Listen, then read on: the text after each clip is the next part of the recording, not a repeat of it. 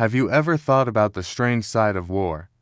Beyond the epic battles and strategic master strokes, history is filled with bizarre, unbelievable, and sometimes downright weird stories that sound like they're straight out of a movie. Today, we're diving deep into the lesser-known tales from World War I and World War II, stories that prove truth is often stranger than fiction. From a bear who became a decorated soldier to a magician who created a phantom army, get ready to see these global conflicts in a whole new light. Let us start in World War I with a story that is almost too wholesome to be true. The Christmas Truce of 1914.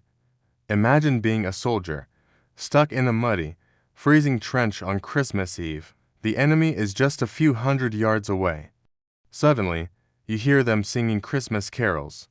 Tentatively, you start singing back.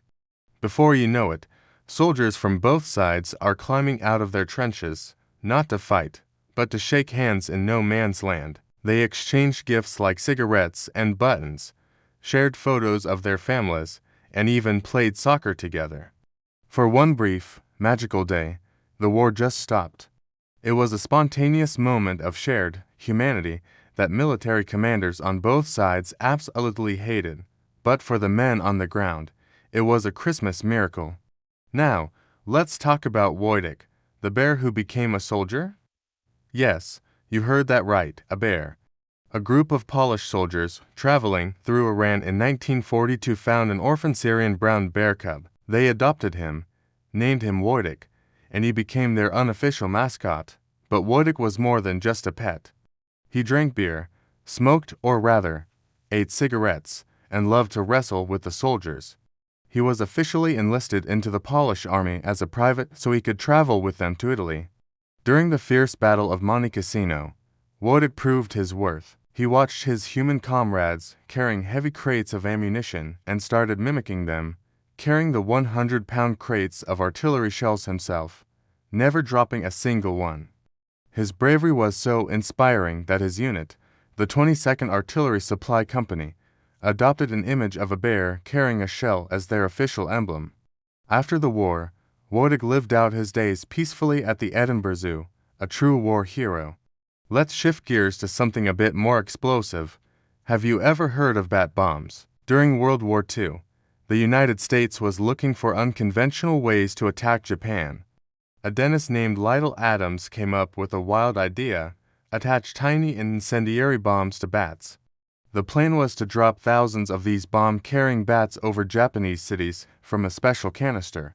The bats would then fly into the nooks and crannies of the mostly wooden buildings to roost. After a set time, the bombs would detonate, starting thousands of small fires all at once, creating chaos. It sounds crazy, but the military actually took it seriously and invested millions in the project. They even did a test run, but it went hilariously wrong. Some of the armed bats escaped and flew to a nearby hangar and general's car, promptly setting them on fire. The project was eventually scrapped, not because it was insane, but because the atomic bomb was developed, which was seen as a much more decisive weapon. Now for a tale of pure deception. Meet Jasper Masculine, a famous British stage magician who used his skills of illusion and misdirection for the war effort. He claimed he could make warships invisible and create phantom armies.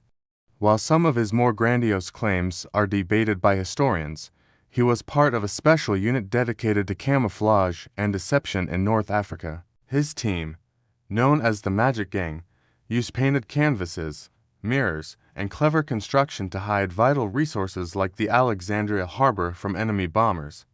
Their most famous trick was helping to hide the Suez Canal. They used a series of dazzling lights and mirrors to disorient enemy pilots at night, making it nearly impossible for them to target the canal accurately. In another operation, they created a dummy army, complete with inflatable tanks, fake railway lines, and recorded sounds of construction to convince the Germans that the Allied attack at El Alamein would come from a different direction than planned. It was a masterpiece of military magic. Let's talk about a man who simply refused to surrender. Hiro Noda was a Japanese intelligence officer stationed on an island in the Philippines in 1944. His orders were to never surrender, to never take his own life, and to hold out until the Japanese army returned. So that's what he did. When the war ended in 1945, Onoda and a few other soldiers didn't believe it. They thought the leaflets dropped on the island announcing the surrender were enemy propaganda. For the next 29 years, he continued his war, living in the jungle, gathering intelligence, and occasionally skirmishing with local police. Search parties were sent. His family pleaded with him over loudspeakers, but nothing worked. Finally, in 1974, a young Japanese traveler found him. Onoda still refused to surrender until his former commanding officer, now an elderly bookseller, was flown to the Philippines to personally and formally relieve him of his duty. Onoda walked out of the jungle, still wearing his tattered uniform and carrying his rifle, a man lost in time. And how about a ghost army that haunted the battlefields of Europe? The 23rd Headquarters Special Troops, known as the Ghost Army, was a top-secret U.S. Army unit with a unique mission to deceive the Germans. This 1,100-man unit was made up of artists, sound engineers, actors, and designers. They used a combination of inflatable rubber tanks, trucks, and airplanes, powerful sound systems that blasted recordings of troop movements, and fake radio transmissions to create the illusion of a massive army where there was none. They could make the enemy think a force of 30,000 men was mobilizing for an attack, drawing German divisions away from where the real Allied attacks were planned. They staged more than 20 battlefield deceptions, often operating dangerously close to the front lines. Their work was so secret that their existence wasn't officially acknowledged until 1996. These creative soldiers saved thousands of lives not by fighting, but by fooling the enemy with a traveling road show of deception. Let's jump back to World War I for our final story, about the corpse factory.